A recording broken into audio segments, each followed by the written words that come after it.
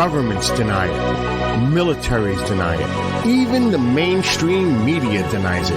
But they are here, and they've been here for a very long time. The Mutual UFO Network has been on the front lines uncovering the truth since 1969, and now we're sharing that truth with you. Welcome to MUFON What's Up with your hosts, Katie Page, Christopher DePerno, and Katie Cook, exclusively on the KGRA Digital Broadcasting Network. Wondering what's up? So are we.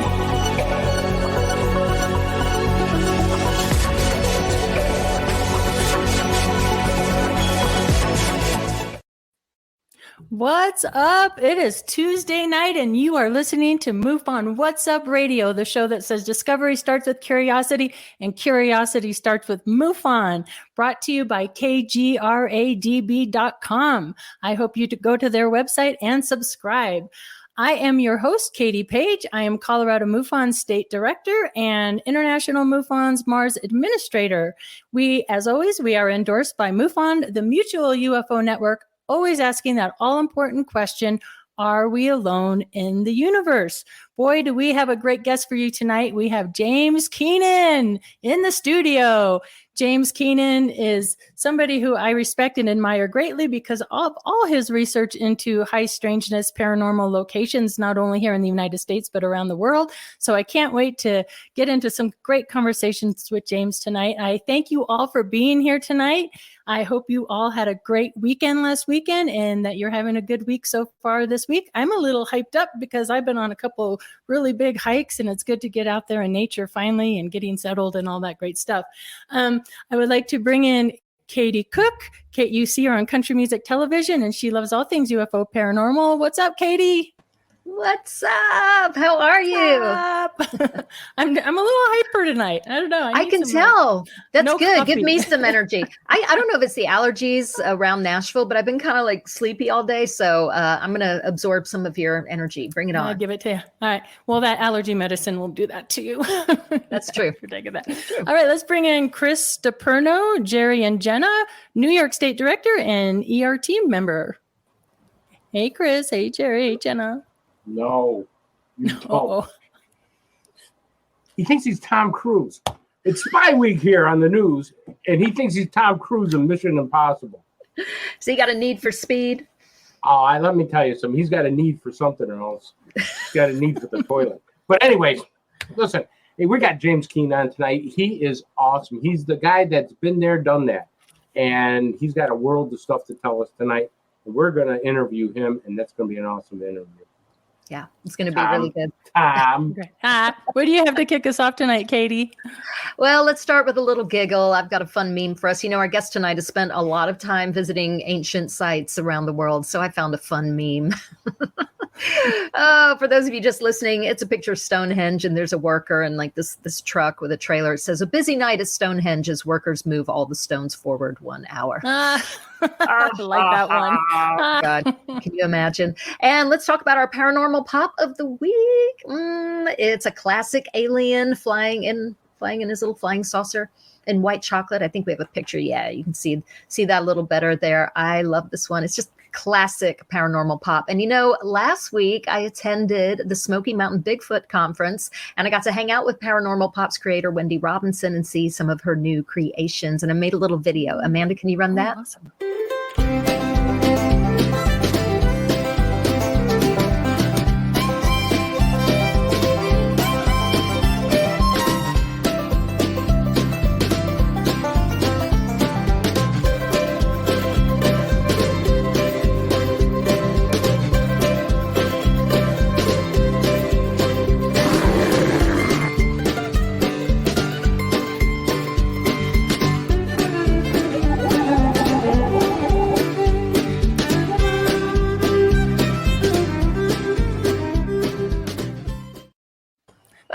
First of all, love to Matt. I saw Matt in there. We love Matt. He was out there with Trey and us. I got to hang out with him a couple times. And then Angelia's book.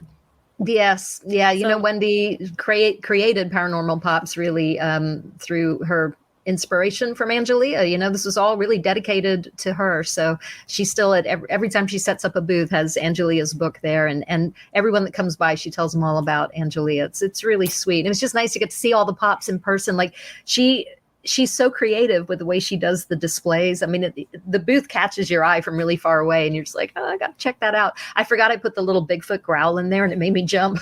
I got to that part. I'm such a dork. But anyway, I know what my uncle was doing there. Wait, what? My uncle. Your uncle. Your Uncle Henry. Like him. A big, hairy guy, you know, the Italian hair all over him. There was a lot of hairy guys there. Yeah, exactly. Yes, I like hairy guys. Anyway, moving on. You can order Paranormal Pops at paranormalpops.com. And finally, if you are decorating and you really want to make a room out of this world, you've got to check out the coolest wallpaper ever made. I want this. Amanda?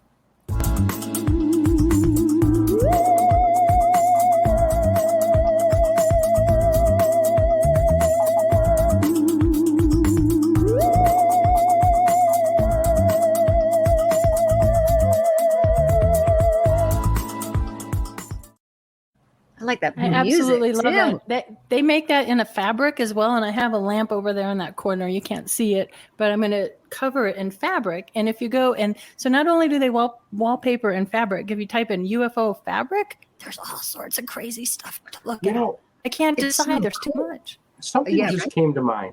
Oh, what? Do they have lavatories on spaceships? All these people that get beamed up, I haven't heard one guy say, hey, listen, I had to go to the bathroom. I had to tell these guys. I had to take a leak.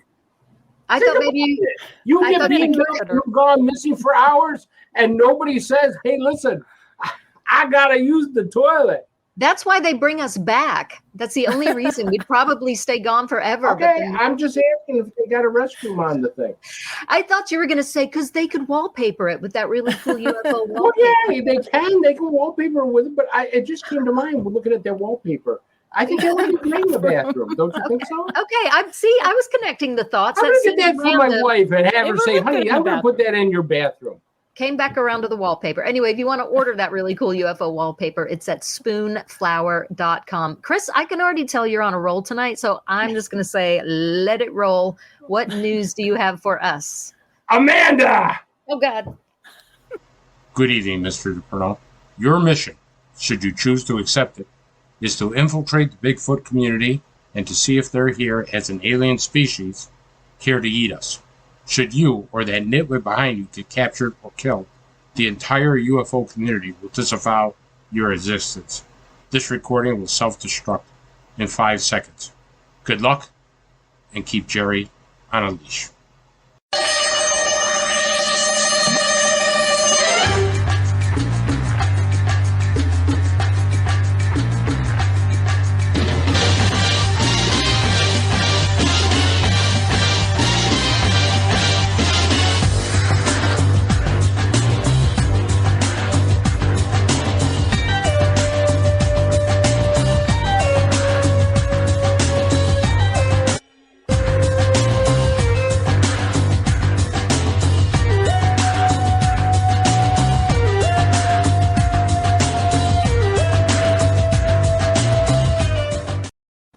Oh, Lord. Oh, Lord. It's Spy Week here on MUFON. What's up? Spy Week. I got Tom Cruise in the back. Anyways, there's a whole other reality that surrounds us. Ex-CIA officer drops alien encounter bombshell. Over nearly a century, ex-CIA officers and military officials have been known for spilling the beans on UFO and alien encounters, ranging from Daryl Sims to Lou Elizondo to David Fravor and R. James Woosley. Recently, a CIA veteran named Jim Semivan stepped up to the plate, sharing information with George Knapp that he has caught the attention of paranormal and UFO investigators nationwide. The ex-CIA agent details harrowing alien encounter with his wife in his bedroom. Okay. Semivan described paranormal alien type encounters that he and his wife experienced beginning in 1999. Folks, do not do drugs.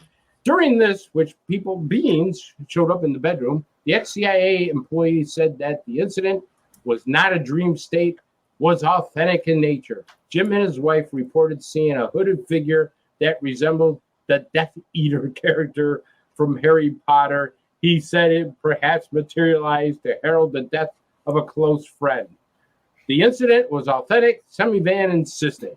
Semi-Van also shared his perspective on the UFO phenomenon, agreeing that it is a lot more than nuts and bolts and machines.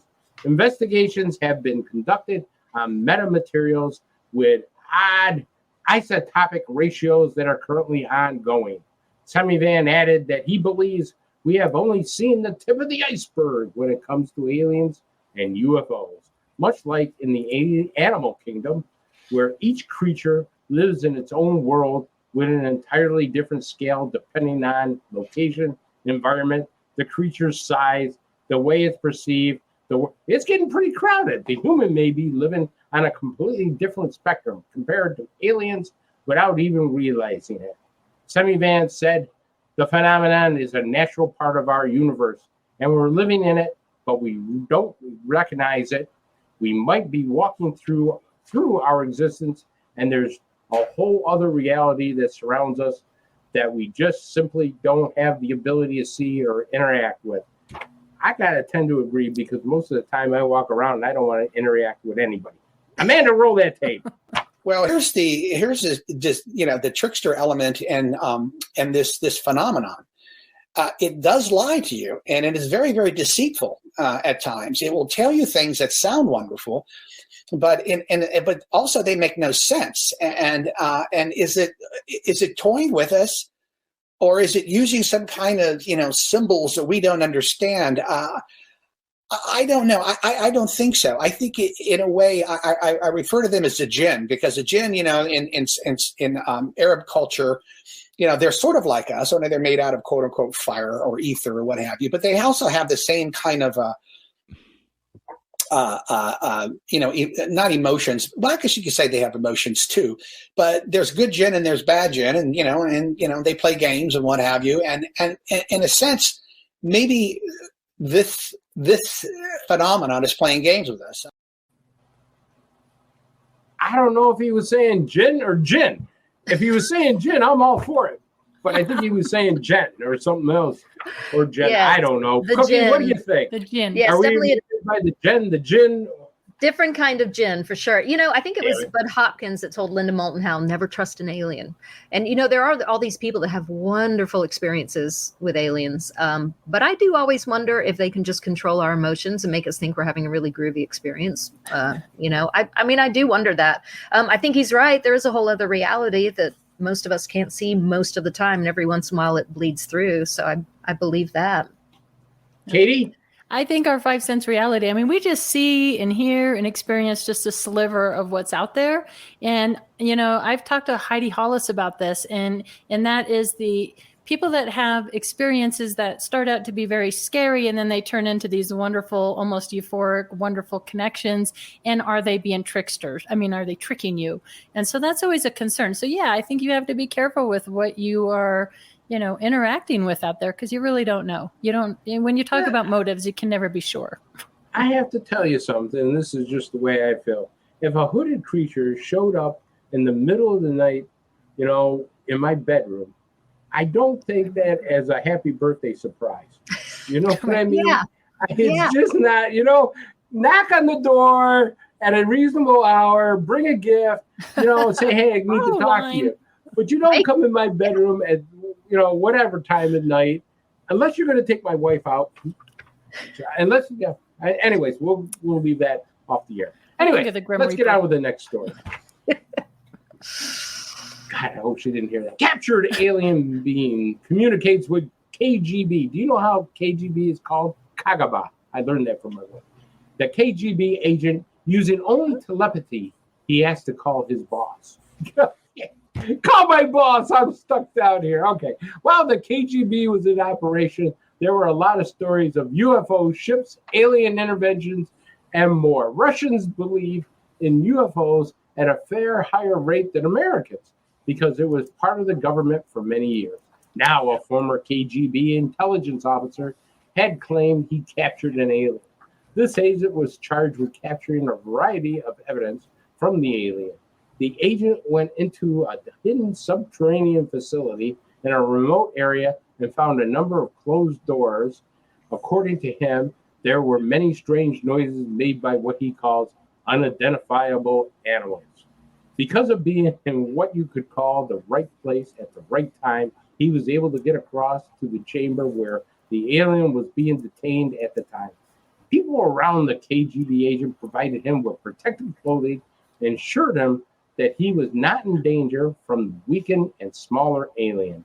He could hear the faint alien's voice asking him to contact his superior and have him, the alien, removed from the jail.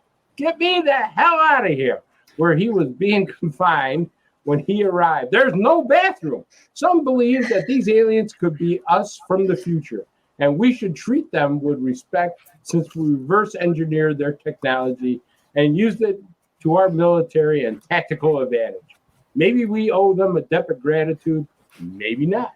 Depends on the alien race and what they are keen on doing to humanity, and they don't eat us. Amanda, roll that tape.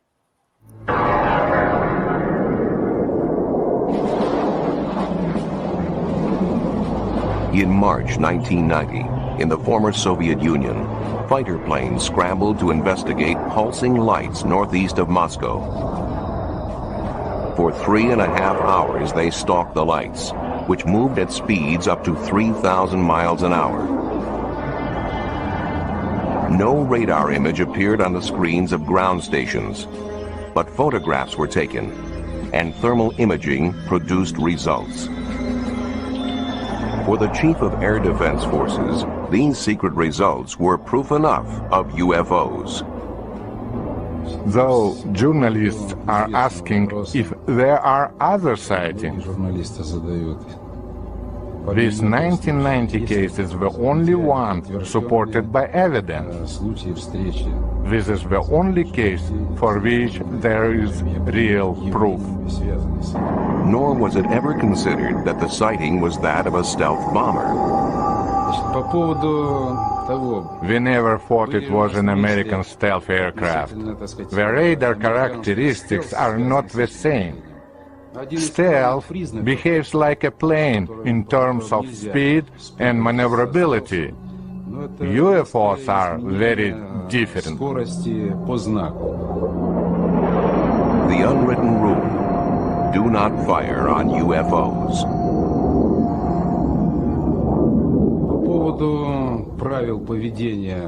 As far as official instructions are concerned, we in air defense have certain unwritten rules that mean we do not fire at UFOs. From 1977 on, an official Soviet Ministry of Defense study has collected hundreds of reports of UFOs, reportedly to gain alien technology for military use.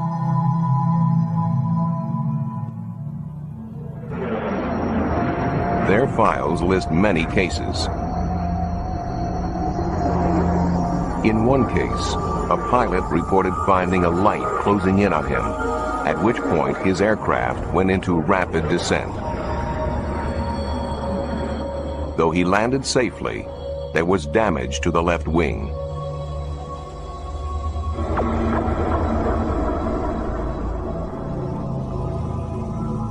Never before seen in the West, this amateur footage purports to show a UFO over the parliament in Vilnius, capital of Lithuania.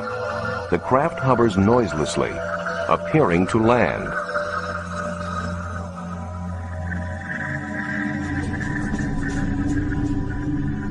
At dawn the next morning, local militia videotaped this nearby.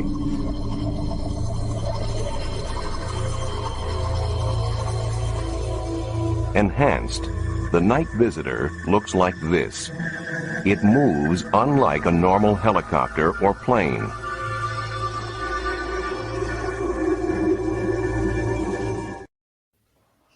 Wow. Now, I will tell you the Russians have been heavily involved with ufology. That's no joke. They have absolutely been doing it. Now, while I was researching this story, I came across a video. I'm not going to vet it because I haven't vetted it. I don't know if it's real or unreal or what, but I want you to see it because it absolutely talks about what we just talked about in that story. Amanda, roll that second tape. Então, para poder assustar porque ele pode reagir negativamente com a câmera. E aquela parada dele falar, cara, ele é sempre quietinho assim, meio paradão. Ele fica sempre assim.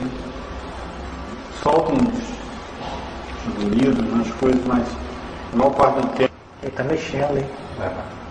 Caraca, muito maneiro. Como pede essa parada?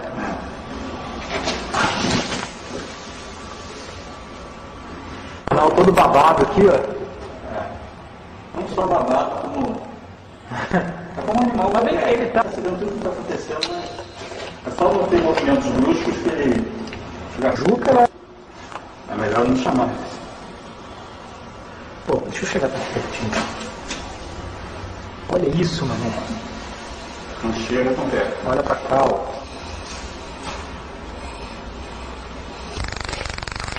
Ih, caralho. Que isso? Olha só, melhor ser passar. Sai. Caraca, leva ele pra lá, leva.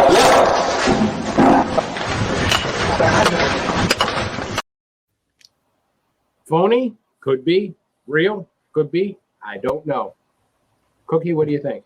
God, yeah, I have no idea. If it's real, I feel sorry for it. It sounded like they said, let's barbecue it. But I don't know. Well, he wasn't exactly asking for a McDonald's. Yeah, who knows? Who knows with videos like that? I mean, if it's real, it's stunning, but it would be very easy to fake something like that, obviously. But real quick, can we go back to that picture, the Russians with the alien, the one on the left there? That looks like Bat Boy from The Inquirer. Where did you find what that? Boy? You remember Bat Boy that was always on The Inquirer? I don't know where you found that picture, but I was like, it's Bat Boy. Come on, in the grocery store checkout, don't you remember Bat Boy? Bat Boy. That would come up all the time. I don't know what to think about any of this. I do think the Russian. Well, I think every government's into studying UFOs. So who knows? Who knows? I haven't seen Katie, that what do you video. I've seen another interview of an alien that there's really good footage out there. We'll have to get it for next week's show or something, because the movements of the alien were really analyzed, and the movements of the eyebrows and the muscles and all that, kind of like that Bigfoot or what is that, that famous Bigfoot video that they really analyzed? What is that called? I'm sorry. Oh, yeah, I can remember the name of it now. The old one. Out there, that one. Anyway, well, somebody will pop up. Yeah, it'll come up in my head in a minute. But something that's interesting is it's always so dark and shaky, and then it makes that weird noise, and it goes all crazy. And they said that's because of the ETs. You can't have any bright lights or anything like that. So who knows if that's real or not? I mean, it's really well done if it's a fake, the way the eyes move and everything. But right. I want to look at that again. We certainly have that technology to make those kind of videos. So who knows? But good find, Chris. Good news segment. Good news. Thanks, Chris. That. Tom Cruise liked it too. Oh, good. Very, very glad we're keeping him happy. He's kind of short, like Tom Cruise really is too. No offense, Jerry, but KDP, case of the week. I do have a case of the week. Okay, the case number is 123083. It occurred on June 16th, 2022, right at noon in Aurora, Colorado. It was a Category 2 case, 2-witness case. So the witness and their partner observed 2 white orbs in the sky moving and appearing to blink in and out. The orbs appear to be solid objects as light can reflect off of them. The objects made fast movements and directional changes. The orbs also appeared to change shape. I hear that a lot. The orbs would disappear and reappear in different areas, moving independently. This case was closed as an unknown UAV, and the basis for that closure was from the videos, the objects were moving quickly, with a cigar-shaped object moving quickly in a straight line and a white orb moving around the sky in a more erratic motion. Flight Radar 24 data shows no other planes in the area matching the speeds, directions, or descriptions. Witness noted that there were black unmarked helicopters circling the area after both incidents. So these witnesses spotted something similar the day before. So I'm going to have them roll a video, which I added music to, and kind of cropped a little bit just for sake of the show, but it shows for those just listening this light that kind of blinks on and off and does these erratic movements up and down. And then also the second video that will run right after the first one are just screenshots of images that they captured on both days, the day before and the day of this case. So Amanda, if you want to roll those videos.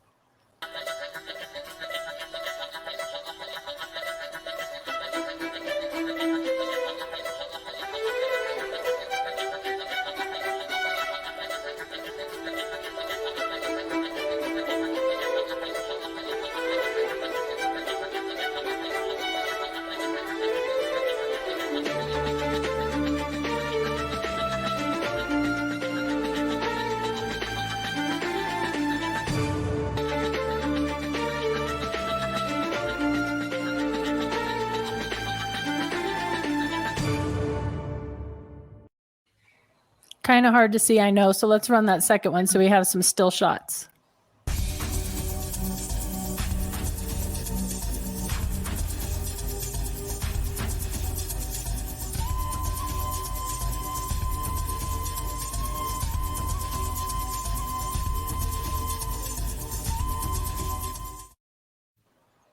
For a while, it like kind of turns into this cube looking thing. So I don't know. What do you guys think? There definitely was a cylinder there at one point, wasn't there, Katie? Yeah. Yeah, when you slow it down and you zoom in, yeah. And I wanted to zoom it in more and make it full screen, but when I did that, it kind of lost the erratic movement of it and would go off screen. So, but it is an interesting case when you really slow it down and look at it really closely. It doesn't behave like birds. No, it doesn't. And that first still, I thought, okay, we could be seeing, bird wings, how it can make that kind of blurry image. But then it immediately did not look anything like a bird. It's pretty cool. I wish we had perspective, like trees or power lines or something. But Tip for those of you, at least zoom out once and then zoom in if you have to. But that perspective is important. Yeah. Did you catch up with Bob Spearing this week, Chris? Yes, I did. He's back from vacation, an 8-week vacation, toured the whole United States, and he sent us a video. Amanda? Hi, everybody. This is Bob Spearing, MUFON's Director of Investigations on the international side. Each week, Chris asks me to show you a video, a photo, or a drawing of something that the witnesses we get submit to our MUFON case management system. This week, I have a case out of England, just took place last month. And without further ado, I'm going to ask Chris to play it because it is a fairly long video, and I will pick up with some analysis towards the end of the video. Okay, let it roll.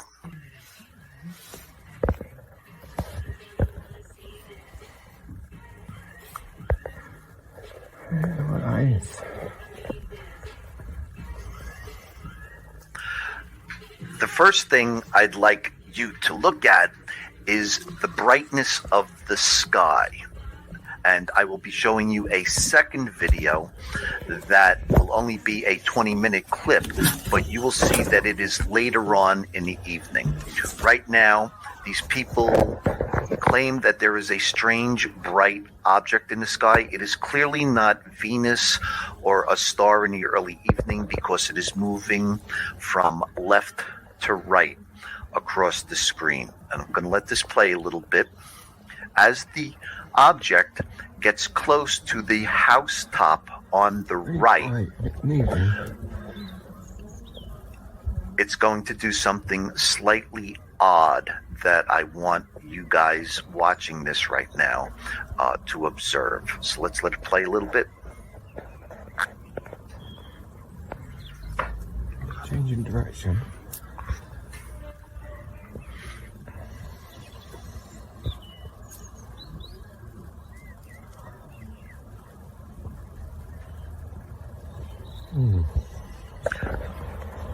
Now, what I think this is a plane making a turn for one of the several surrounding airports that encompass Westbury, United Kingdom. There are airports anywhere from 12 to 20 miles away, literally encircling the town. Now, watch what happens right now. It seems it's turning into two. Just broke into two. What the fuck? Let's go near boy. What the fuck?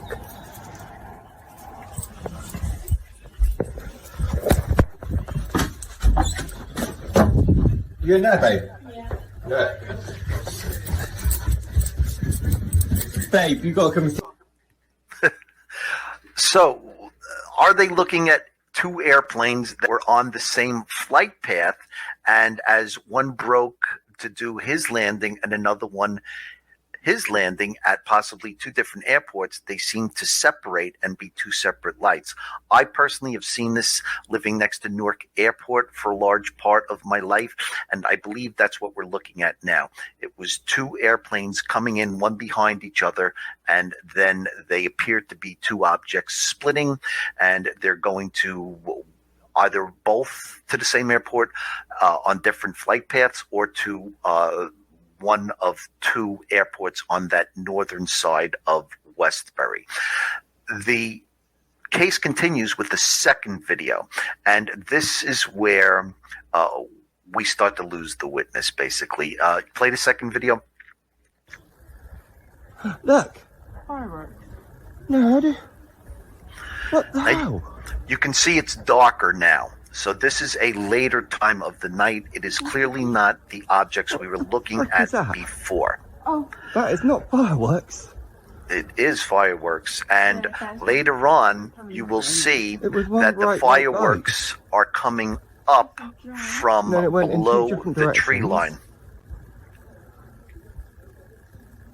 Split into two.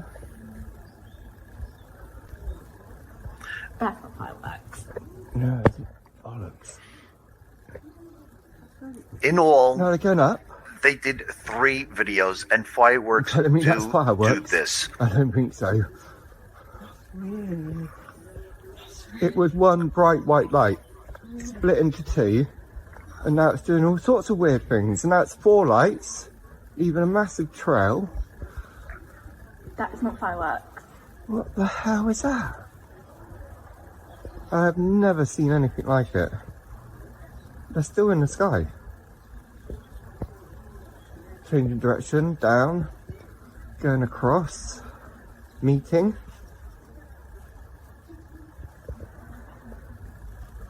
Kind of like a firework explosion, but no fireworks do that. Yeah, that is not fireworks. Look, they're still moving, changing direction again. They're not drones. They are not drones. They might be, but they're not. Okay, you can end the video there, Chris. That is just the weirdest thing I have. Okay, so it turns out that this was taken Easter weekend. Easter weekend in the UK is a bank holiday. It's a big public holiday. It's a big fireworks weekend. This was Saturday night, the night before Easter, that this was taken.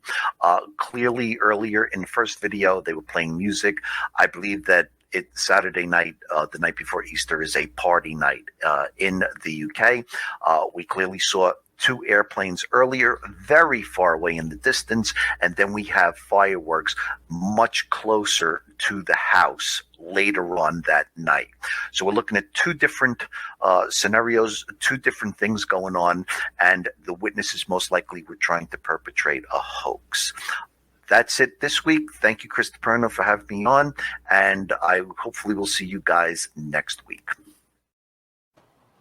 I don't know. Yeah. I may have to not side with Bob on this one. Can I offer up my thoughts and then I would love to hear your thoughts. Okay, well, first of all, I'm not saying fireworks can't do that, but I've personally never seen fireworks hang in the sky that long. That's a different kind of firework than I've personally seen, but I'm not saying they couldn't exist. Those people sounded genuinely excited. Now, they might be wrong. Maybe they weren't looking at a UFO, but they didn't sound like they were just trying to create a hoax to me. They seem genuinely excited. What I really liked is that accent. So my family, I'm from England, and my family's from the West Coast. They're from Bristol, and they sound like that. So I actually loved hearing that video because I love that accent. But I'm not sure they were really trying to hoax anybody. It didn't feel that way to me. I agree, Katie. And in the first video too, I mean, I guess you don't always see blinking lights on a plane from that distance. So yes, that could be a logical explanation, but I think that needs to have a closer look too. And I personally have never seen fireworks that act like that. They go down, then back up, then shoot, then back. But then it was that explosion. So maybe something like that exists. I know they could do all sorts of weird displays now with fireworks. So who knows? But Yeah. I don't think it was hoaxed. Maybe just misidentified. Yeah, that's what I'm thinking. Yeah. I don't know. What do you think, Chris? I don't have an opinion yet. I want to study it a little more, to be honest with you. I think you put up a strong argument. I said, because I know Bob, I could be biased in that respect to say, hey, listen, if he says it's fireworks, it's fireworks. But you did bring up a good suggestion, and I want to study it more. In ufology, you have to keep an open mind. Yeah. What appears to be for one person, I could say, oh my God, there's a UFO. Look at it. It's a spaceship. It's this and that. And the other person says, Chris, that's a picture of a bird. I mean, and we really have to be scientific and thorough when it comes to this stuff, and to be open about different suggestions. That is true. And nobody knows that better than our special guest tonight, James Keenan. I think now is an excellent time to bring him on in.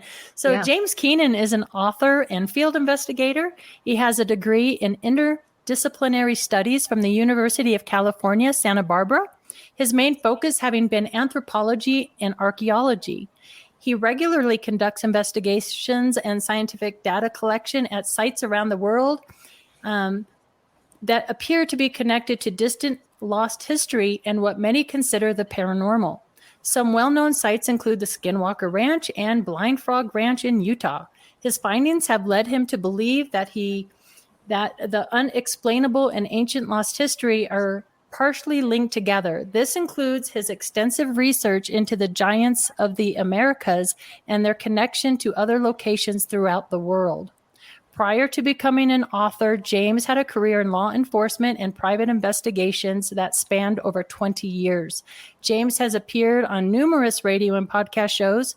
His television appearances include shows on the Travel Channel, the CW, Gaia, and History Channel, and James appeared on Season 2 of the History Channel series, The Secret of Skinwalker Ranch. Please welcome to the show, James Keenan. Welcome, James. Hi, Katie. Hi, Chris, Jerry, and Hello, James.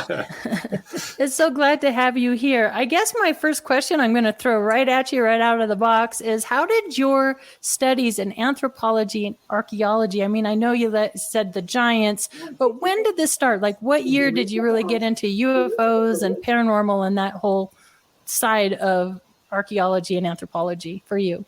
Sure. So I was doing an excavation in Mexico, and I accidentally went past the depth that I was supposed to go, and I ended up digging something up that shouldn't have been there. It looked like a being other than human, and I know there's a lot of anthropomorphic and zoomorphic figures, but I was first most interested with the fact is, how did it get down 2 feet deeper than, the level that it was supposed to have started the occupation of the site. So, the first red flag went off as to, well, these people were obviously here hundreds of years, earlier than what we thought.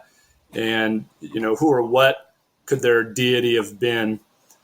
And we've allowed people to tell us for 175 years that, these deities are just mythology and folklore, and never possibly took the opportunity to think that maybe these were living deities and just beings from a past civilization that survived, where most of their kind was, destroyed, and whatever type of cataclysmic event occurred, or if, they died off some other way.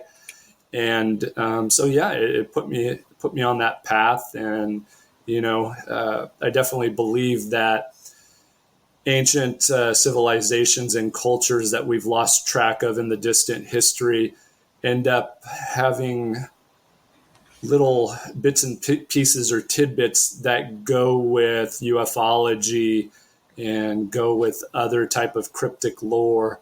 And, you know, the deeper that you delve into it, you end up seeing that these mythological gods and deities may not have really been a myth, that oral tradition is actually telling historical data. And just for the longest time, we were told that, you know, these indigenous people, no matter where they were in the world, were inept, incapable of understanding to the level that we were. And, you know, you have to think and ask yourself, if an early 19th century anthropologist saw a biplane in the air for whatever reason, what would they have thought of it? So, you know, and that it just led one thing after another. And I just started collecting all this data and realizing that you start looking into it more, and you start finding magnetic anomalies and electromagnetic anomalies and weird radio frequencies and just amplitude changes, transient energy, where you're like, you know, what the hell? This shouldn't be happening in one location. You know, there's this minimal effect by the sun, solar radiation, or the movement of the planet, but it should never, you know, move where I've recorded data for. And then from a scientific standpoint, it's repeatable at multiple sites. So then you really have to start looking at, maybe we're just, you know, the paranormal is just not normal. Maybe we need to find out and make it normal. Right. Science of tomorrow. So where and when was that again that you discovered this? That was in the late 1990s in the island of Cozumel, Mexico. Oh, okay. And what did it look like? Yeah. I have it behind me. Maybe at the break, I'll grab it and just show you. Okay. Not that little thing with the horns. Yeah, no. Yeah.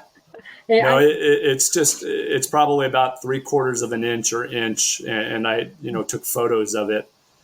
And, it doesn't look like any of the other anthropomorphic figures that were, you know, from the Maya culture. It looked more very proto-Olmec, meaning pre-Olmec. And the Olmec should have been nowhere near Cozumel. So, you know, who the Olmec were, the Olmec are the rubber people. That's a Nahuatl word that was given by the Aztec, and it was accidentally given to these indigenous people that really weren't the Olmec. The Olmec were actually around when the Azteca were around, the Mixteca people. So we actually have it all incorrect. The Olmec aren't really the Olmec, but it's stuck, and that's what we use now. So who knows who the proto-Olmec were? And, you know, history's screwed up. You know, hopefully we'll find some type of Hall of Records or something and fix it all. Ain't that the truth? Behind the Sphinx. You know, James, the last time we talked, there was something that, I know. I gotta ask you, because it's been on my mind. The last time we talked, you were upset when somebody mentioned a book, and you pulled that book out, and you were upset with it, called Skinwalkers at the Pentagon. Yeah. But you never told me why. So I got to ask you, what bothers you about that book? Man, you're going to get me in trouble. No, I'm not going to get you in trouble, because let me tell you, so I want to tell the listeners right now this. One of the most credible ufologists there is in this business is James Keenan, because he does his homework. He knows what he's talking about. If he doesn't know what he doesn't know, he'll tell you. And that tells me that he's an extreme. Yeah, that's what I'm saying. Mine's all highlighted. I hope you can see. And I was very impressed with that. So that's why I have to ask you that question, because that book is being spotlighted now. A lot of people think it's gospel, you know? So I want your take on it. No, there's a lot of issues. So I obviously know people from the Nids and Bass era, and I'm privy to quite a bit of information that has come out that was debunked, that has been used as if it were not, when they knew it, you know, what it really was, and it shows up as if it was something that it just wasn't. It's a little disheartening, and it's not to say that all the phenomena that occurs didn't happen. Because, I mean, I've absolutely seen phenomena recently there occur. And like I said, these magnetic fields, I can't grasp what I'm data collecting. But the journals from Bass are incorrect.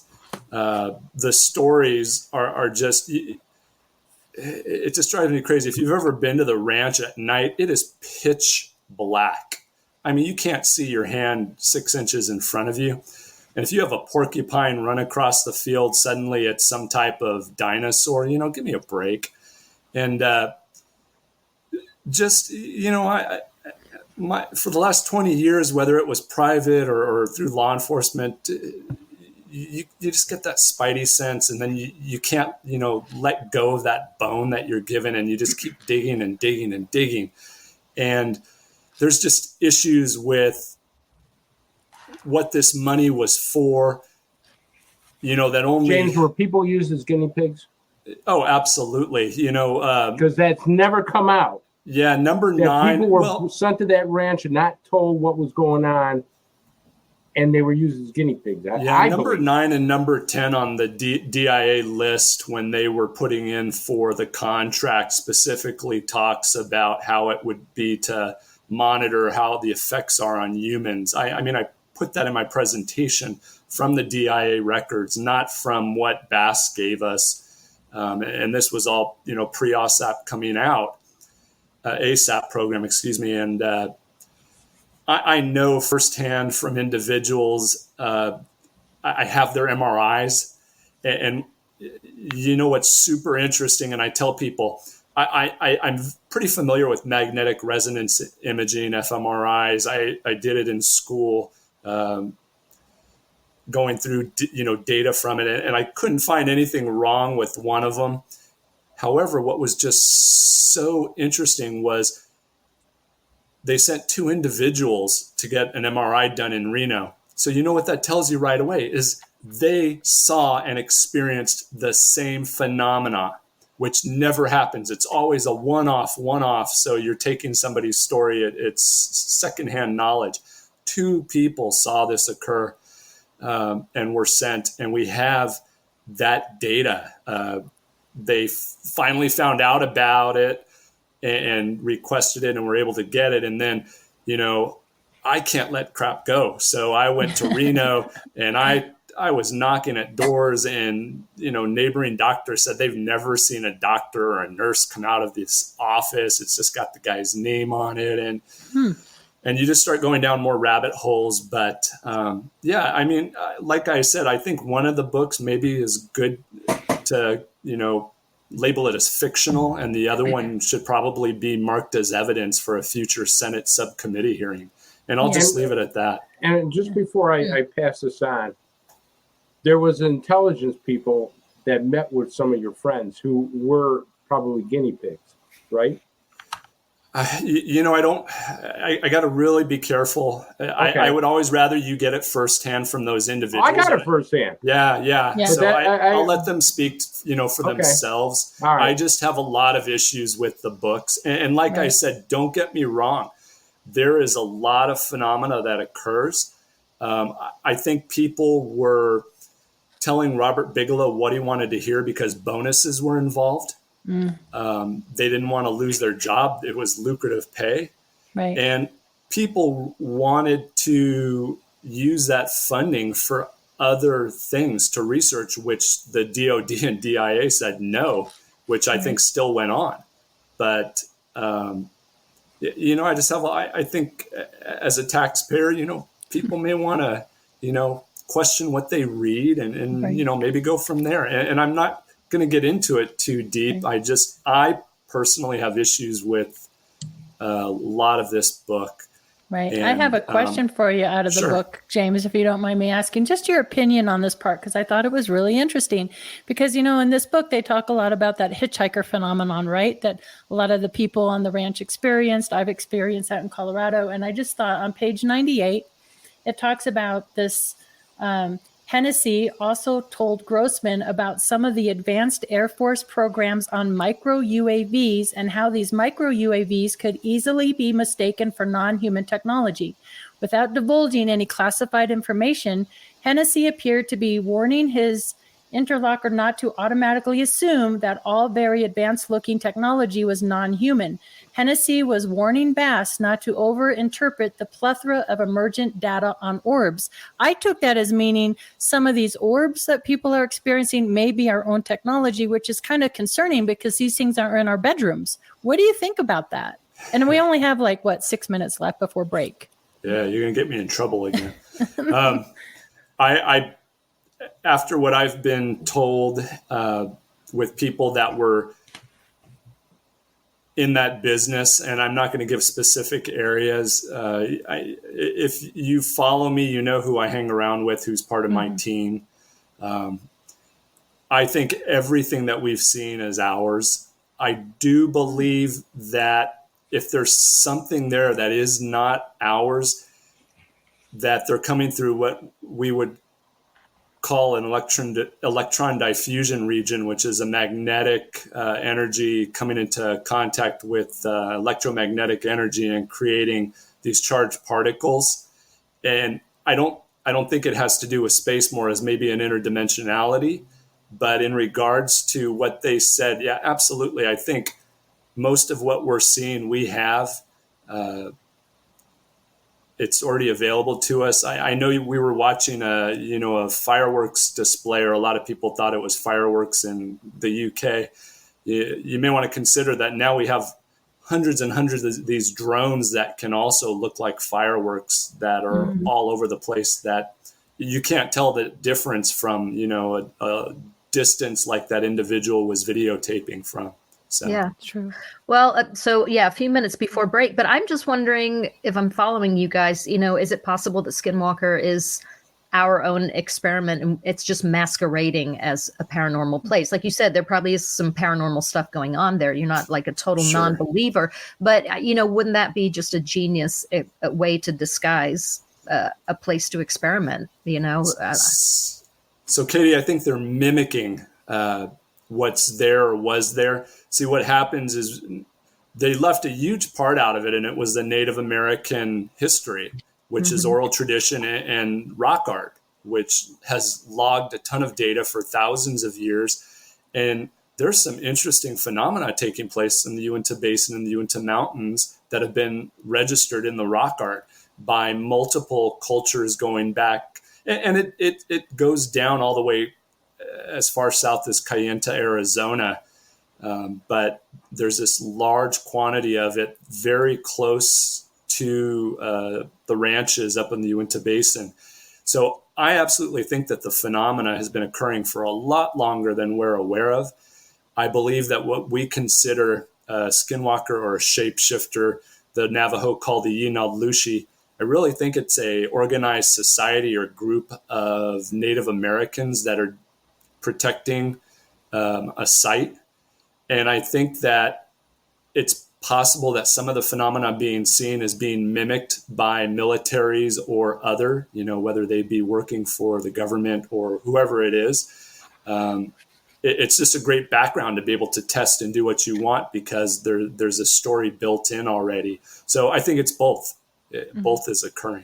Well, yeah, and it could be a great experiment just in human psychology, like how humans are going to react to something. But that's really, I hadn't really thought about that. So you're suggesting some Native Americans in the area could have been basically tricking the white man, to try and get them to get away from this area. Is that what you're suggesting? Well, I think they're keeping people away from a specific area or location that's in the Uinta Mountains, and that's connected underground. And I believe that if there is some type of energy available there, whether it's creating this phenomena or attracting a ton of the phenomena, I think the governments and corporations are extremely interested in it, have probably already may not have figured out what it is, but figured out how to manipulate it or copy it, hence like the Havana syndrome. You still see that occurring to specific individuals on the ranch when someone else is standing right next to them. So we know this is focused on certain individuals for whatever reason, if it's targeted or if it has something to do with their physiological makeup. I don't know. But just the more and more that I'm up there and just all this information, and you start listening to the stories, and you kind of just got to start thinking about it, outside of the box. I would love for it all to be paranormal. I really would, but there's just so much as this moves forward and we continue on that I just start looking at it. I'm like, gosh, this just looks like our technology, or we're mimicking something that was there. But you know what? There is other artifacts below ground that are creating high amounts of energy, and we've energized it accidentally. And I mean, we can go into that. That'll take a little bit of time. I don't know how much time we have. We have like a minute and a half before break, but I just wanted to comment too. I mean, out there in Colorado, I mean, the height of all that activity was 1975 to 1978. And we know there was a heavy military connection out there. And that was always my question, James. Were they out there investigating the paranormal, or were they out there creating it, chicken and the egg syndrome? And I definitely want to get into more on the Havana syndrome after break as well. I know, Chris, you've done a lot of investigating and research on that Havana syndrome as well. And I find that really fascinating. But so I definitely agree with you on that, I mean, the Sand Creek Massacre happened right there. We have a huge Native American influence there at the Colorado Ranch as well. And I, like you, believe that plays an important role. And I want to ask you, and I know we only have like 45 seconds, but do you think they can, is there like voodoo magic or magic that they can do, take these energies and actually create this paranormal activity? Do you think that can happen?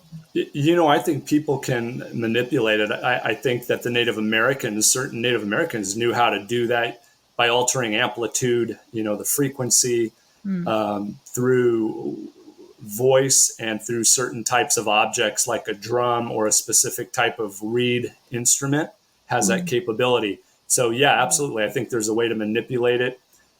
Using a vector magnetometer, you're actually able to check not just amplitude, but amplitude and direction, and that's really helped. Wow, that is so, I don't know. Anyway, that's a perfect way to take us into break. We'll be right back.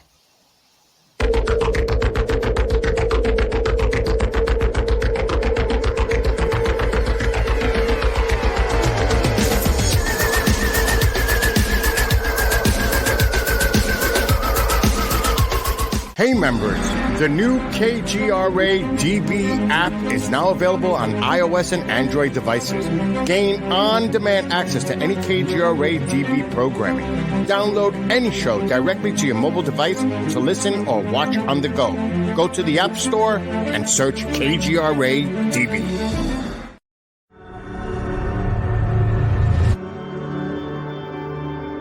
MUFON is the voice of thousands of like-minded people who want to see change. We speak up against UFO secrecy. We engage governments and agencies around the world on the topic. We share information with the public through our journal, website, newsletter, social media, and even our own TV channel. When you join MUFON, you add your voice to the cause. Few things are more important in our time than understanding the UFO question. Join MUFON. Find your friends.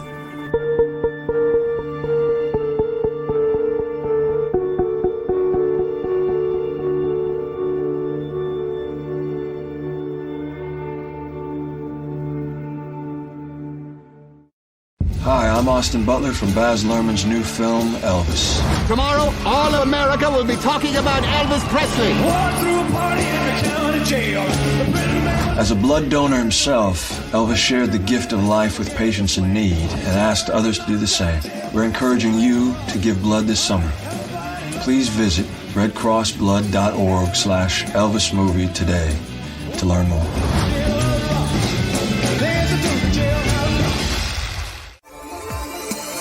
You're listening to the KGRA Digital Broadcasting Network.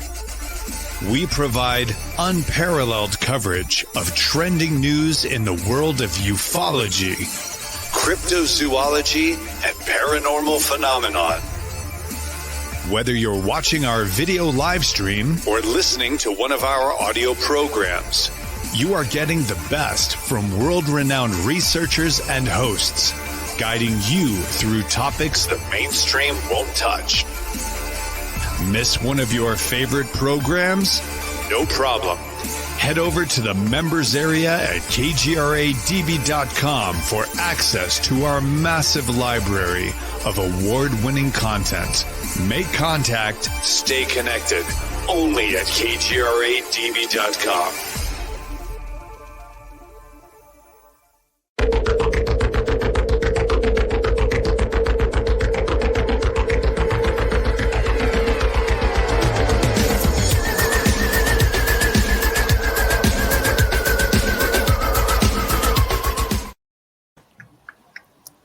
We always got to get our groove on, right, Katie?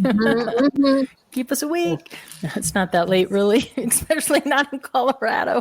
And James, you're in Arizona, right? So you're mountain time too. Yeah. So yeah, it's really not that late. Anyway, so back to the Native American like folklore and that was it said that the Ute tribe had like feuds with the Cheyenne or Navajo? Is that correct? And do you think any of the petroglyphs or that, do they hold some sort of energy or power over these lands? Yeah, so this is a great time to make a correction. So yes, the Ute and the Navajo had this war going on, and the Navajo were kicked out. And remember that the Navajo came at a much later time. They were originally up north, and supposedly they were cursed with the Yinald-Lushi, which is the shapeshifter, the skinwalker. Right. But there's a couple interesting things that people don't really know, and I love to present this. First off, the Ute were actually mostly in Colorado. They're new to the northeastern Utah. Mm-hmm. We've not been talking about the right groups, which are the Shoshone, specifically the band tribe known as the Timpanogos, and also the Paiute, who have been in Utah much, much longer and probably have more relation to this culture that we know as the Fremont and Barrier Canyon style. There's probably the Hisatsinan probably were melded together with whoever they were. So we've really been talking about the wrong groups. Oh, wow. The Ute, they leaked over into Utah where it is, but they didn't really get there until the U.S. government put them there. Right. And you talk about Chief Wakara. He was Shoshone. He was Timpanogos, and his brother, and all this history with the LDS Church, the Mormons, plays a big part into what's going on. And so we got to get it right. We got to get the right tribes. Right. And yeah, absolutely. So I do believe that certain petroglyphs were placed in specific locations based upon energy that's available in the area, whether it's directly below them or something. That's what I'm working towards, is trying to figure out where it's coming from. It's transient, so it's difficult, even with, using cesium magnetometers and vector magnetometers. I don't know what the hell to make of it sometimes. It shouldn't be doing what it does, because sometimes it tells you there's cavities below ground when it's in a negative microtesla. Other times it jumps up to around 90 microtesla, which means there should be some dang huge magnet under my feet, and you have my analog compass, which is my trusted friend that starts spinning around. And there's actually areas around some of the petroglyph sites above Vernal where this is repeatable, but not all the time. So I don't know what to make of that too. You go there and then it starts doing it, and then other days it doesn't. So again, we're dealing with a transient energy, which I think is the cause of a lot of the phenomena. But again, I don't know if it's creating it or attracting it. Yeah, chicken or egg. It's kind of like the upside down. I think it's Vecna doing all of this. So, I was going to ask you, I've got a couple of questions. I wanted to ask you about, you say history is all screwed up, and I want to ask about the dating technology, whether or not it's even accurate half the time. I think we should keep going back and retesting, but you just talked about, this energy. I kind of want to ask you now more about ley lines, and if you really believe in that whole theory. I mean, if you're saying this is transient, was Stonehenge placed there for, that exact spot? Is there really a reason behind that? What are your thoughts on that? So I'm not sure what to believe about ley lines. I do believe there are locations on this planet that have this supercharged underground, and meaning that there are magnetic and electromagnetic anomalies that are coming together and doing something. And that's why I travel around. There's one up in northern Scotland, right outside of Inverness, that I'm at. There's one in Ireland that I go to near the Cairns. There's two in the Uinta Basin Mountains. There's one here in the area that I live in Arizona. So I believe that I'm going to find one in Turkey, which was really ancient Armenia, which is where I believe a lot of history actually began, especially when you talk about these people of great stature or other beings that were large. I think everything started in that ancient Armenia and then branched out. But ley lines, if ley lines are true, man, I think everybody should move to Salt Lake City, because apparently they say like that's where everything comes together. Really? So, okay. I've never heard that. Well, I want to No, know, no. and Katie Page actually just asked this in chat, and it's a good question. Do you feel different in these places, or is it just you've heard about it and you take your equipment there and it responds? Like, how do you feel? So, So on occasion, I've felt what I believe would be an issue with electromagnetic fields. It's the same as when I'm going to test the power lines, the 500,000 plus kilovolt power lines that are near Skinwalker Ranch up on the mesa. When you're 150 feet away, you're already at like 900 volts per meter, and you can feel it in your chest and your extremities are tingling. So on occasion, I've felt that, but it's rare. I'm basically going more off of the petroglyphs and the pictographs, not just location of them, but sometimes what the subject matter is.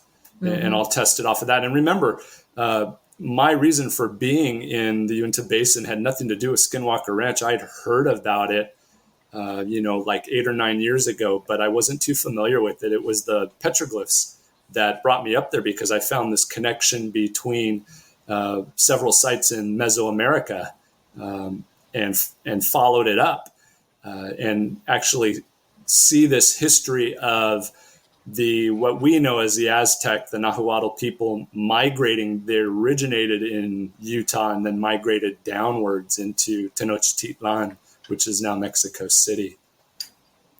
Okay.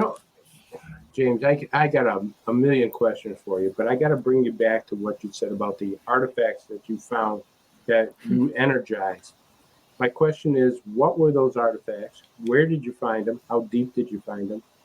And wow, it's one question in 5 parts. Where did you find them, and what kind of energy, and was the energy damaging? So are you talking about the one in Mexico that I found?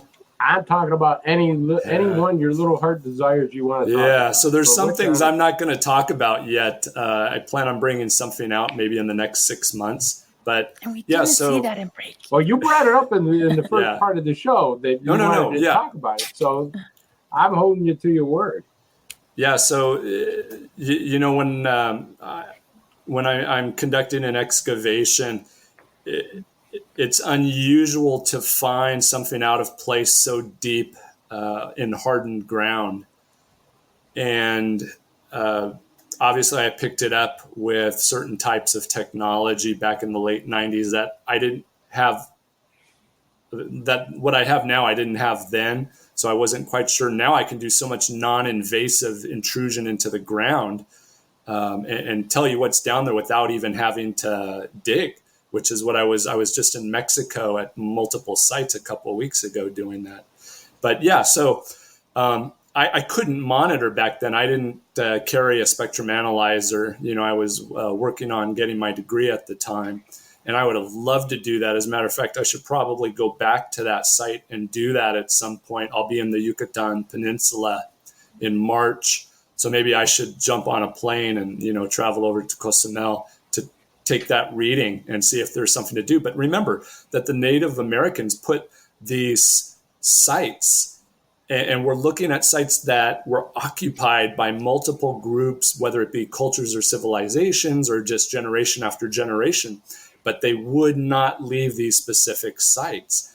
And what was the draw to them? And why are we finding at these locations, not all of them, but a good amount, such strange and unusual artifacts, whether that be really interesting petroglyphs and pictographs that are missing regular day-to-day life? It doesn't discuss that. It's putting down this stuff that you can't quite comprehend what the heck they were trying to tell. And so you start going to these sites. I went with a good friend of mine who recently passed away, Clifford Mahudi, because we were only 90 minutes away from each other, to these sites where he said, I want you to take measurements for me because I can prove through my oral tradition, and my people understand that, and people that are in this ufology will take my word for it, but other people won't unless there's scientific data to back it. And sure enough, so you go to Montezuma's well, where he says, the ant people brought the Zuni Pueblo up out of the ground after it was the fourth or fifth world for the Hisatsinan. I can't quite remember right now.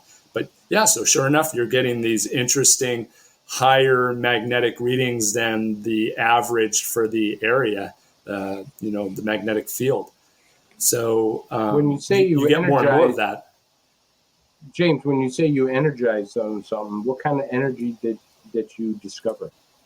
Yeah, so it's magnetic fields coming in contact with pretty strong electromagnetic fields, and as you know, you can't block a magnetic field. You can only alter its pathway.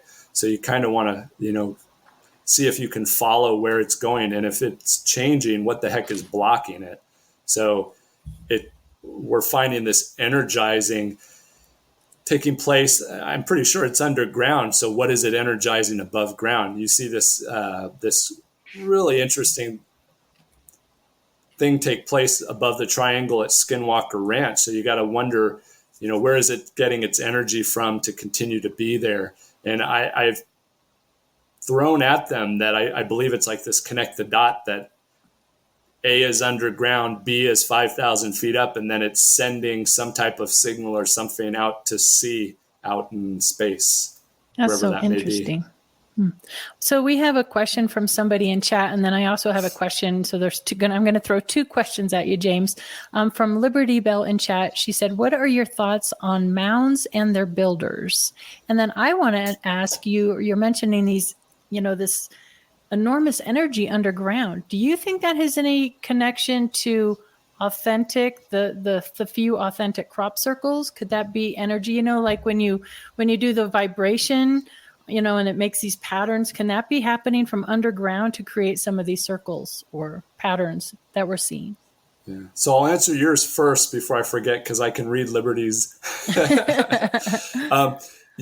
Katie, I don't know enough about the crop circles, so I'm hesitant to really talk about it, or if the magnetic energy or an electromagnetic field is capable of doing that. I know that you shorten a wavelength enough, and you're creating these charged particles that can rip things apart. So is it possible? Right. Absolutely.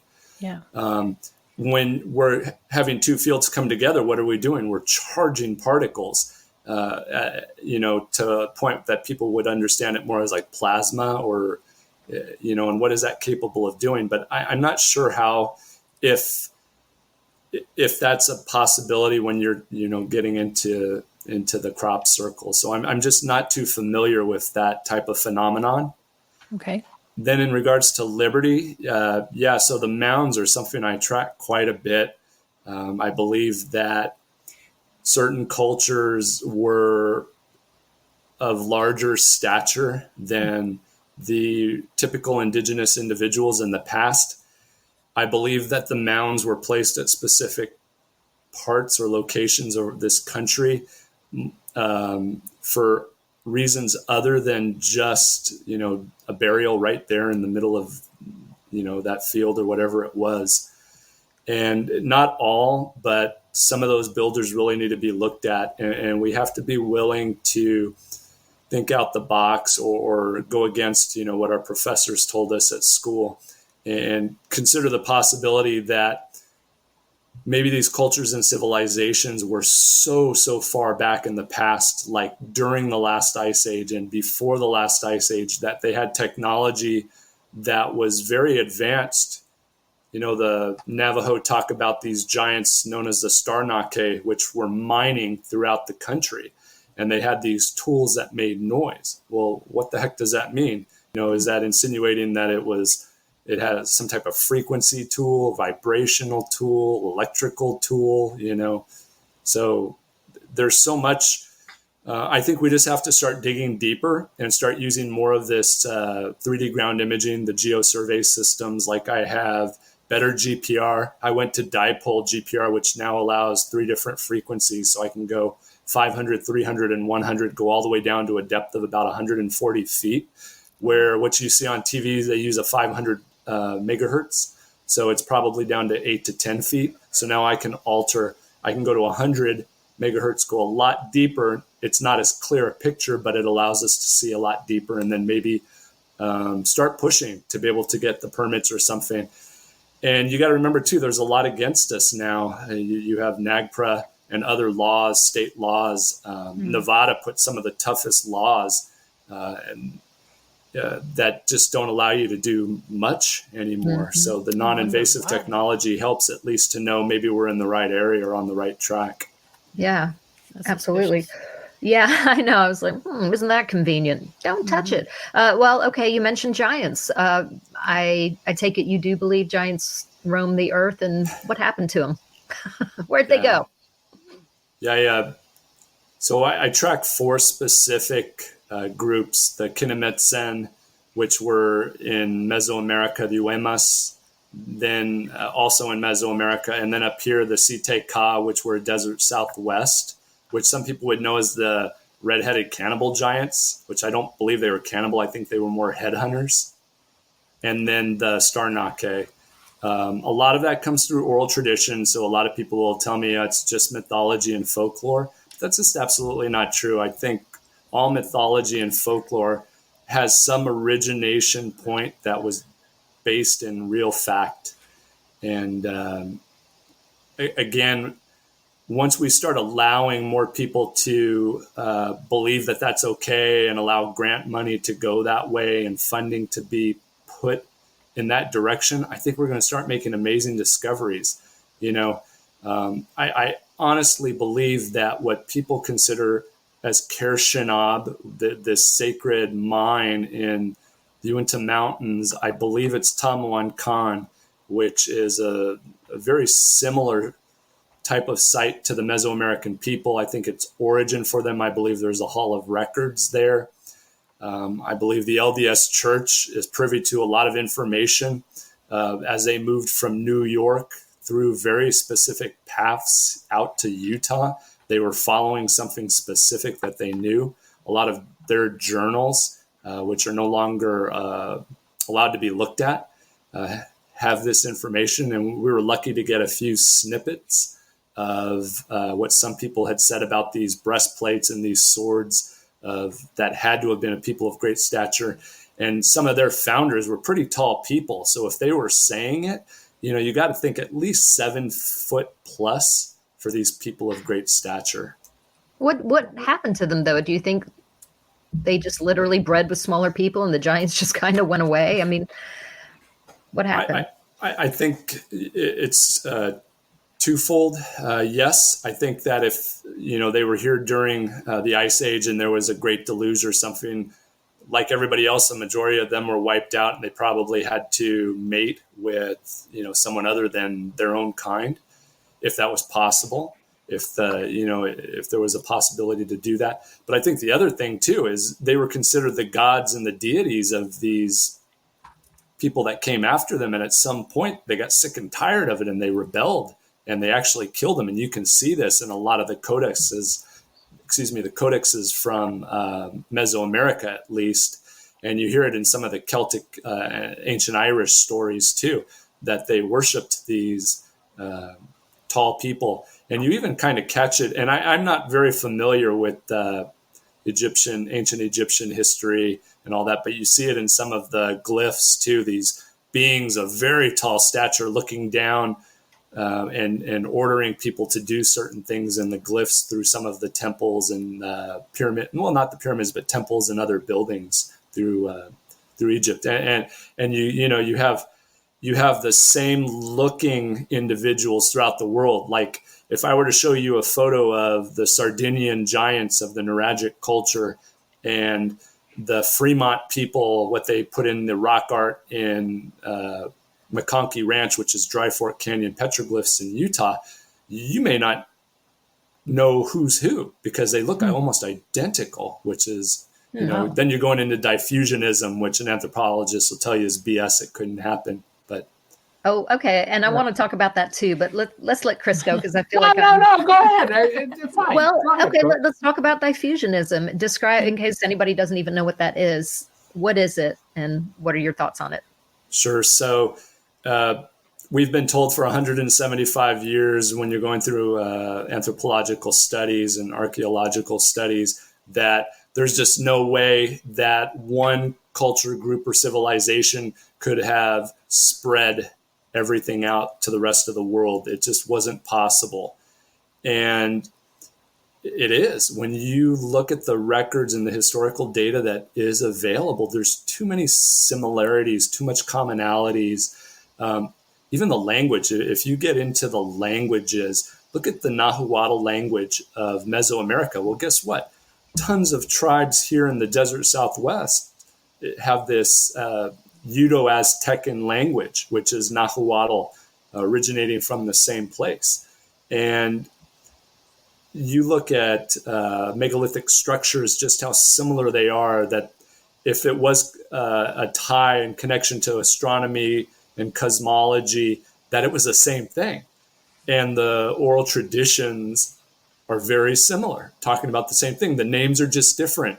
Quetzalcoatl was probably, the same individual, just a different name in Druid territory of Ireland, or in Wales, with the difference between the Gaelic and the Gaelic, the Irish and the Welsh. They had a little bit of difference, but they're all these commonalities throughout the world. So I think diffusionism was absolutely possible. I think people were seafaring. We have maps to show that the ancients got around. They knew what was going on. People think, Teotihuacan is the only place where all these cultures met. And that's BS. On the Pacific coast, right below Zihuatanejo, is this ancient city known as Xihuacan, which is the same size as Teotihuacan, about 8 square kilometers. Fortunately, the town of Maciel has been built on top of it, so they can't excavate it as much, and only one pyramid has been excavated. But you're finding where all these cultures were coming together to trade for specific things, like Teotihuacan was obsidian. Xihuacan is actually named the calendar masters, or the gods that could create time. And you're like, what the hell does that mean? So what was going on there? The ball court at Xihuacan is the second largest ball court in Mesoamerica. Yeah. What the heck is it doing outside of the Yucatan Peninsula? So we're starting to find all this stuff that we didn't know exist, and we just got to change the paradigm, step out of the box, go with the flow, allow for the grant money and the funding to go into what just wasn't allowed, still not allowed, and peer review needs to change. I think some people may think like I do, and they're just absolutely fearful to say it, that there's just other possibilities with ancient cultures and civilizations existing that we just don't know about yet. Yeah, that's been happening a long time. James, have you heard of that phenomenon where like inventions, people will think of the same type of ideas in different parts of the world, different countries at the same kind of time? Are they pulling this information kind of out of the ethers, out of energy?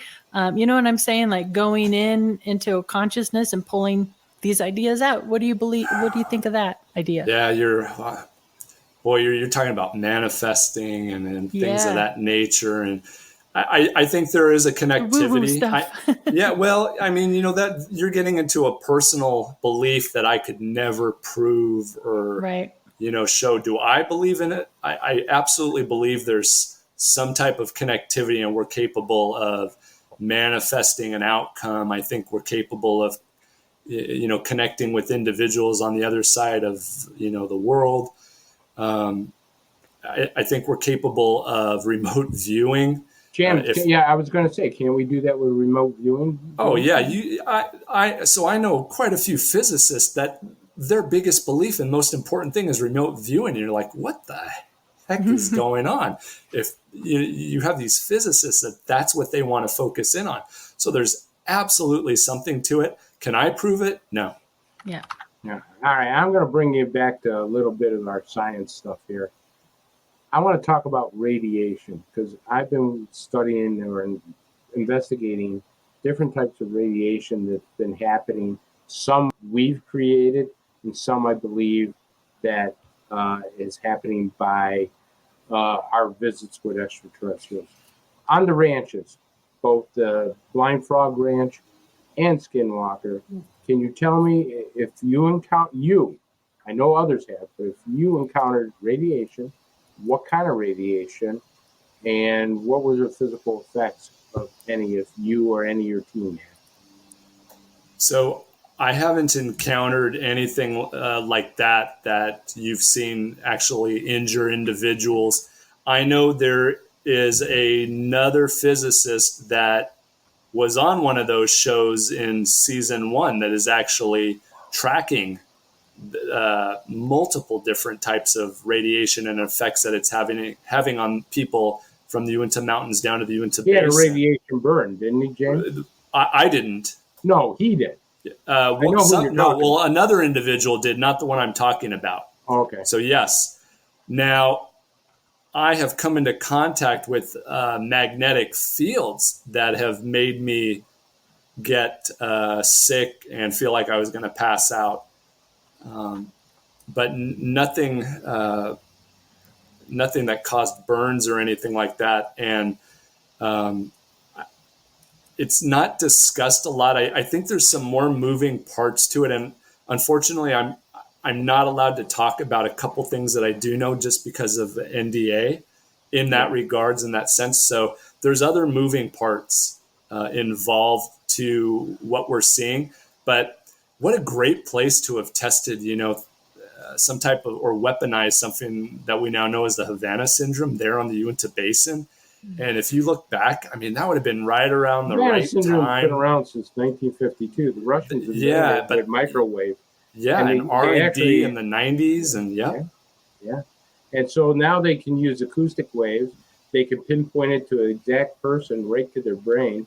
I mean, with using a laser, they can do it right there. They weaponized it, and they've weaponized it so fine that a person on the ranch there, they can pinpoint the exact person. Like you said before, one person may have an effect, the other person standing right next to them may not have any at all. Yeah, I've always said I think a great experiment, and I know it would require a lot of permits, would be to jam the GLONASS-1 system and other satellite that in between that 1 and 3.5 gigahertz range to use a jamming system. Actually jam everything, 5G, 4G, 3G, and specifically that like 1.6 to 3 gigahertz, and see what shows up when it's being jammed. And there are jamming packs when you watch the news and you see, things like certain things occurring. You'll see certain military personnel or police personnel wearing this huge backpack with about 16 antennas coming out of it. They're jamming the entire area. And I think that would just be an excellent experiment to do, because I believe it may allow us to see something that we currently can't. Yeah, but I'm going to tell you right now, they probably did experiments down there, but the worst part about it is there's certain people they didn't tell, and that wasn't fair. Oh, yeah, absolutely. And so, all right, before I pass this on, I got to ask you a question. The UFO and the Alien, the book you did, tell us a little bit about that book that came out. Yeah. So, I told people when I was going to these conferences that I looked around and damn, I looked like one of the youngest people there, and I was like, there was no kids involved, no adolescents involved in these conferences. And I was like, what could I do to affect that? And I wanted to start a series where I introduced children to a specific type of event or phenomena. The first one, I wanted it to be the UFO and an alien. I wanted it to be where they were interested. I wanted it to teach a story as well about equality and equity. But I wanted to also introduce them to locations that are tied into ufology. And so the UFO and an alien has very specific information in regards to locations that have been investigated in the past, and introduce them to that phenomena. And then from that was part one. Then I went to the shapeshifter scare, which then went into shapeshifters and the skinwalker. And I moved it from Colorado into the Uinta Basin.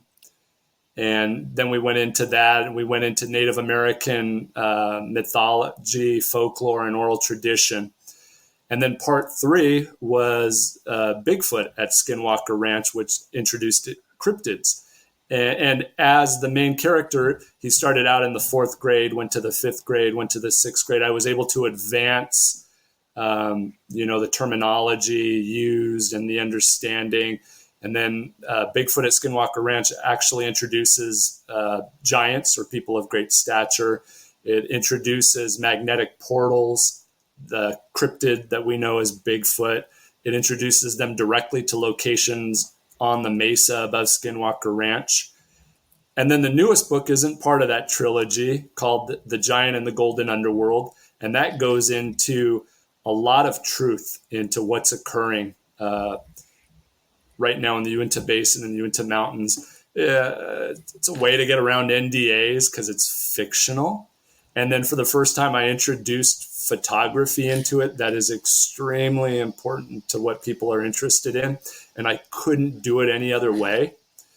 I have now started putting a lot of my research and for the last 20 years out onto a new YouTube channel that I started. And it's just been real positive. I should have done that sooner. I thought books were the only way, and it's just the age I am. I had to figure there's more to it now, so go digital. I get the impression you really have this emotional calling to do this work. I mean, none of us get into this because there's so much money in it. That's for dang sure. So, I mean, at what point in your life did you feel like I have to dedicate myself to spreading this information? Sure. So for a long time, I've believed that there's, this high strangeness, and that word paranormal, wasn't really thrown around a lot until about a decade ago, maybe 15 years ago. And there's things you see, interesting things that take place, sometimes maybe when you're on duty as a police officer, you see some things that just, you can't quite understand how it occurred or what you really were experiencing. So I knew there was other things out there, and I was real interested in past history, world history, because I knew there was just no way in hell that we started out in Sumeria several thousand years ago. There's too many artifacts and too many stories out there that just go well past that. I mean, just the Sumerians themselves. A lot of people don't realize that they created their cuneiform text in order to trade with the ancient Armenians. And the ancient Armenia was created by two giants that fought, and the benevolent giant beat out the malevolent giant. And so what was the reason for the Sumerians wanting to do that, and be a part of this? And it was really Mount Ararat at the time. There was no Armenia, and now it's in Turkey. But, yeah, so I saw this constant mixing of this high strangeness with past cultures and civilizations, and then suddenly realized they probably went through all of this stuff and were having to reinvent the wheel. So why not maybe delve into that, see if we can find more of that historical data and bring back what we've lost. And people talk about these halls of records throughout the world. I absolutely believe in it. There's been certain round copper, bronze, and gold discs that have been located, and other types that have been turned into a religious belief that were probably real historical data. And it's just a matter of finding it. And there's a lot of stuff that we've yet to find that's still hidden below our feet. Mm-hmm. And now we have this technology where we can do it better, quicker, and hopefully get to that point where I'm hoping to get to. Yeah. Right. What do you think of all the rumors of what's going on in Antarctica? Yeah, that's, gosh, I wish I could, go down there. There are giants in there? Craft? It kills me that governments are allowed to tell me where I can and can't go, and they don't own it. So. Would you like to go to Antarctica if you could? Absolutely. Oh, yeah. In a heartbeat. I can tell you, my daughter went to Antarctica. You ain't missing nothing. My daughter actually was on an expedition to Antarctica, and getting down there, she had to go on a trawler with a bunch of drunken Russian sailors. That was worse than finding aliens. But she did go to Antarctica and spend a week down there, and it's a very interesting place because there's places right there that you walk into sub-zero weather, and as soon as you cross a certain path, you're sweating because it's 75, 80 degrees. Weird. Just like that. There's the ozone layer is completely gone there and stuff. And there's some very interesting places they will not allow you to go there and stuff. They absolutely tell you that this area, and this area off limits. You can't. You're restricted to certain areas. I wonder why. Lost civilizations. Isn't there so many different denominations of chapels and churches in Antarctica? Curiously, is that true? Or I read that somewhere that like a disproportionate amount, like for where there's no population. Why are those there? I don't know if that's true or not, but that's what I heard. I don't know. James, do you know? I have no idea. All right. Well, let's get to portals. That's something you do know. Portals and Bigfoot too. All right. One of your friends told me he saw a portal, and you two lectured on portals. Tell us about portals. So what people consider these portals, these gateways, they actually occur above the Earth right now. NASA is actually, they have 4 satellites that all they're doing is monitoring this, and a portal between the sun and the Earth, which is 93 million miles long most of the time, is opening up at these locations known as X points. They've just discussed that when these different magnetic fields or energy come into contact, they charge the location, charge the particles, and create electron diffusion regions. And when this all started coming out around 2011, 2012. And a lot of the data that I had originally started collecting, and remember, I didn't have the tools available back then that I do now. They were first, second generation magnetometers. It was hard to get them with GPS on it at that time and all that, but it sounded very similar to what on occasion I would come up against at locations throughout the world that had a connection to ancient cultures and civilizations. And there tended to be burial sites there, sites where cultural sites that had been occupied for thousands upon thousands of years by different groups, or there were petroglyphs, pictographs, or this certain amount of artifacts and objects excavated that a lot of what was on them doesn't make sense. So you had to think, well, why were these areas so important? One that everybody knows about is Stonehenge. Another is Teotihuacan. And you start finding all this interesting stuff, and you start missing day-to-day life being logged into the rock art. So you don't see corn like it is most other places being put in there, or daily activity, hunting for animals, or just a lot of animals being drawn. And suddenly, as you know, we'll move through time now. We're coming up to the year 2017, where I started upgrading to different type of technology, and I was able to start tracking these magnetic readings and electromagnetic fields, better spectrum analyzers that can now go up to 6 gigahertz. I was finding that there's these locations where certain things would occur. Like I'd start having some weird feelings, like the pins and needles. My analog compass would start acting up, spinning. I started picking up a transient magnetic readings.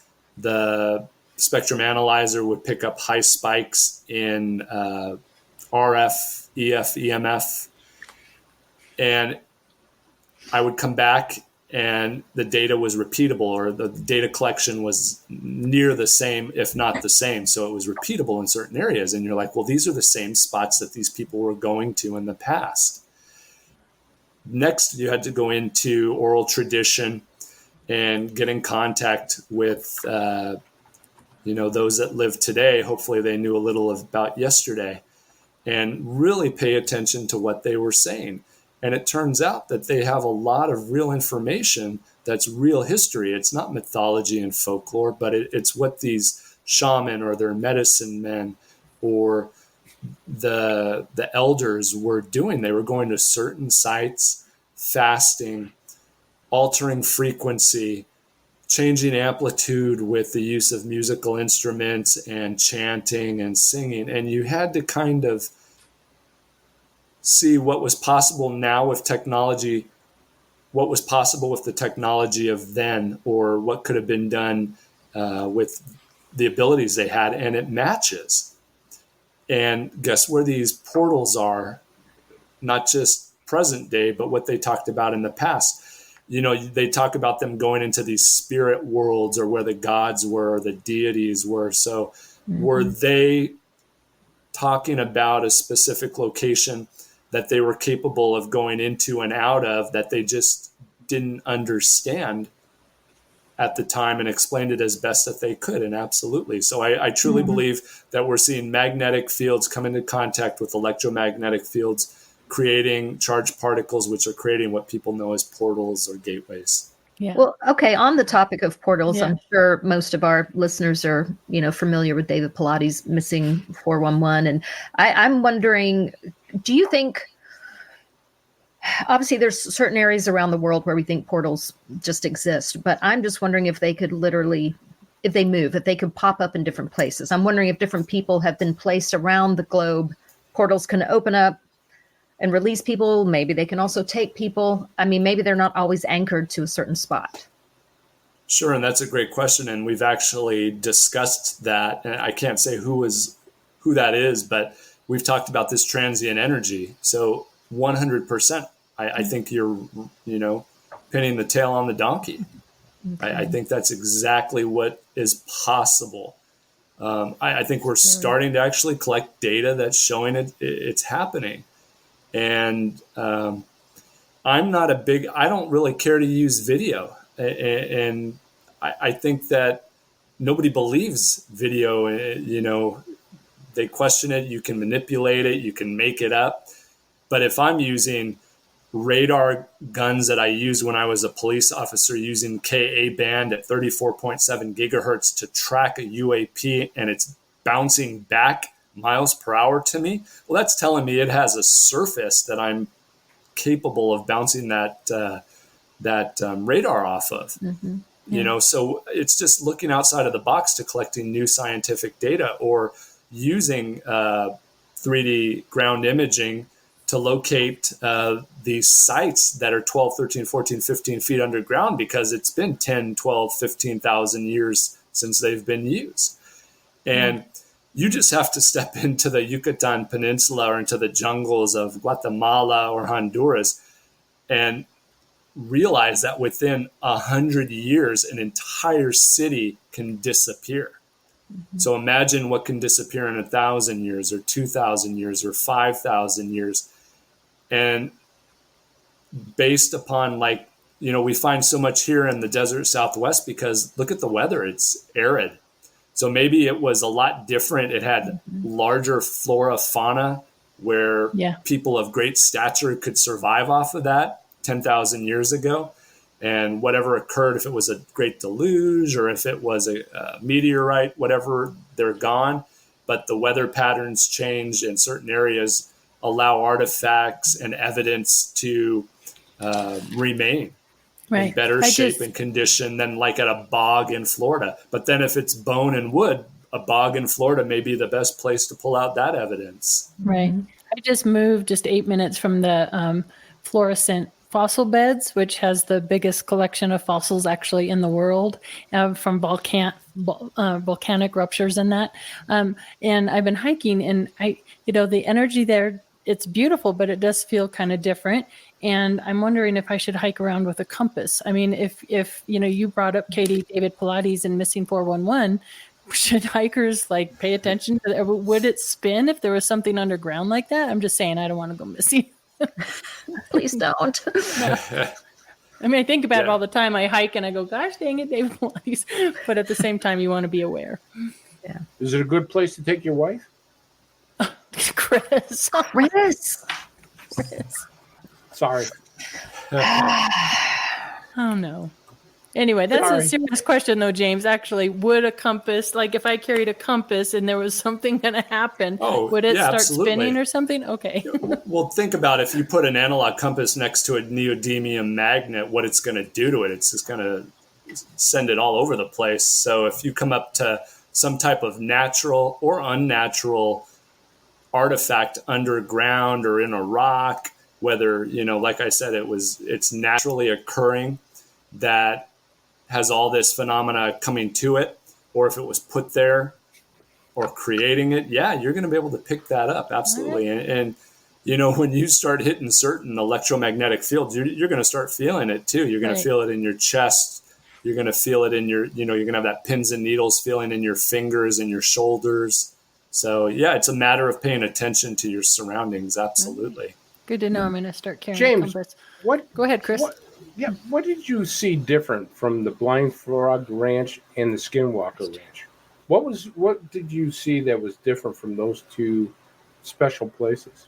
Sure. So Skinwalker Ranch absolutely has some type of phenomena occurring. Again, whether that's natural, man-made, or other-made, I don't know. But there is something occurring there. It's multiple events occurring. I fully believe that some of that is magnetic. And there are some things up in the sky I wish I could share with you. People need to go around that area and look up, start taking photographs of just the sky. Of the Skinwalker Ranch? Yeah, above Skinwalker Ranch. You'll be amazed at what you might capture. But then you go to Blind Frog Ranch, and I really haven't captured any of that phenomena. What Blind Frog Ranch is important to me for is that, again, I believe that this very ancient site is somewhere under Skinwalker Ranch, probably a little bit north of it, but there may be multiple entrances. And the cultures and the history at Blind Frog Ranch, they haven't shown this, but there's a site there that, goes well past the Archaic period into Neolithic period, probably even older. And I truly believe that there's a cave entrance way down there, and it's a matter of getting a big excavator and just pulling that all out because it's private property, so it can be done. And seeing, what's 20 feet below, because I have picked up some incredible readings with the Ferris metal detection unit that goes fairly deep. And I have a new metal detection system that has a built-in magnetometer that can go 26 feet down because the coil is 2 by 2 meters. It's massive. Wow. Instead of the normal 12 to 14 inches that you see on television with these metal detection systems. And we're picking up is there something down there. any plans of doing that? Any plans of digging there? Yeah, so I had the owner. He dug out a lot of the foliage that was there, but it's so thick with brush and scrub brush and other foliage. It just wasn't enough. We really have to take off the first couple of layers to allow me to really conduct a grid level search using the 3D geosurvey system to see what's up against the hillside. And I can almost guarantee in that location and in one other location that's right on the north border of the ranch and then the state property above, there's something there too, because the ground sensing, long distance ground sensing systems are picking it up. But if you've ever been to Blind Frog Ranch, it is some of the most rugged, difficult terrain to get through. It could be 500 feet away, but it takes a half hour to get that 500 feet just because of where you are. Yeah. They actually, sorry, Kay, I was just going to plug for Blind Frog that they do offer tours, and the energy there felt really good to me. So that's all I wanted to say, but they do offer that. So go ahead, Katie. Well, okay. So with your background in anthropology and archaeology, I know you have said that you think some ancient artifacts are not the real deal. I'm wondering what you feel about some of these non-human looking, frankly, very alien looking skulls that have been found around the world. Yeah, so the skulls and the ancient alien stonework and artifacts that are coming out of Huelos de Jalisco in Mexico and a couple other sites. The skulls, you really got to look at the sutures and see, where they're placed. And the osteology isn't my strong point. I've done a little bit of mandible work, but not a whole lot. I'm more comfortable with the artifacts instead. So I think I have seen one skull in Mexico City that does not look Homo sapien. I can actually say that I'm 100% convinced that is not us. Okay. Interesting. Who or what it is, I think it's an ancient civilization. I won't go. I have a harder time believing in aliens from outer space. I have an easier time believing in interdimensional beings. Mm-hmm. They were talking about the jinn. What are the jinn? And then, but these artifacts that are coming out of Mexico that look like aliens, 99.9999999% of them are fake.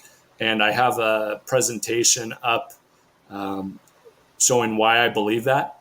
But that's not to say that I haven't seen 4 pieces that I don't know how it's possible that they're in existence, because they're the real deal. They're thousands of years old. They don't look as alien as what we're seeing in these fakes. The ones that we're seeing now look like I'm watching, Predator versus Alien. And you're mixing just too many cultures all together. There's no rhyme or reason to the script that's being used. I'm actually familiar with Mayan glyph, and it's just bogus. People, what they're doing, and I've actually been down there and seen these homes where they're generating these artifacts, because it's generating so much revenue now that even the cartels are involved. Oh gosh! Wow. Yeah, because you're talking about selling one artifact for $7,000 to $10,000, and it's crazy. But there are 4 artifacts I came across that I don't know. I mean, they're thousands of years old. I guess if you want to say this is an alien, okay, it looks like what I would say is an alien. It's kind of like what I was hinting towards in my UFO and an Alien book. So yeah, I think there's a real deal out there. I believe that these are ancient cultures and civilizations. Were those people writing down or carving into stonework what they saw? Were these their deities? Were these, beings that have lived here for hundreds of thousands of years? I think that's a possibility. Where they came from, I have no idea. Wow. So, James, we only have about 3 minutes left. I want to thank you so much for being here. What are you doing? Where can people see you in the coming months? Yes, Phenomicon in Vernal, Utah. So that's September 8th through the 11th. I will be doing the tours to McConkey Ranch, Dry Fork Canyon petroglyphs. I think there's some of the best evidence for giants in that rock art. I'd love to show that to people. I'm going to be speaking on Friday. The Skinwalker Ranch team will be talking. They'll be doing some panels. Some great people there with me, like, Terry Carter, who I think is like the absolute treasure hunter, Indiana Jones of our time. He's a great guy.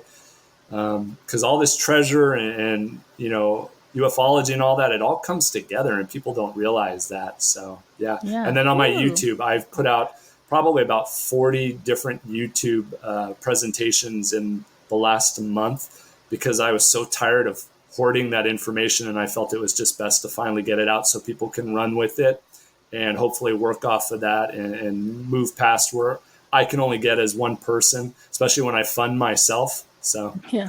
What is your YouTube channel called? It's James Keenan, Giants and Paranormal. Awesome. All right. Well, thank you so much for being here. Thank you, Chris. Me. Thank you, Katie. Thank you to our producer, Bill Skywatcher. And thank you to Amanda Curran. I guess we do have a couple minutes. Thank you to all our listeners out there. I don't know about you, Katie and Chris, but I want to get out to the Paranormal Con. Is it what it was called?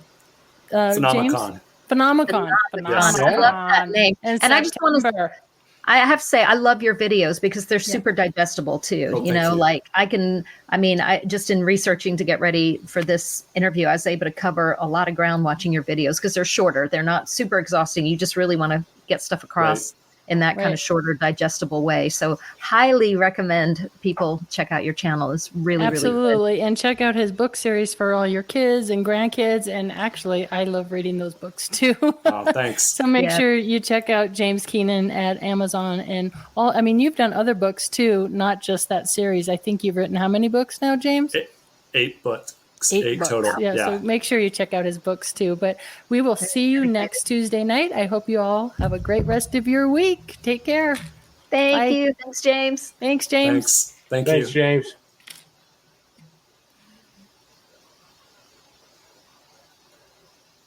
Uh-oh. We're going to go right to the last second.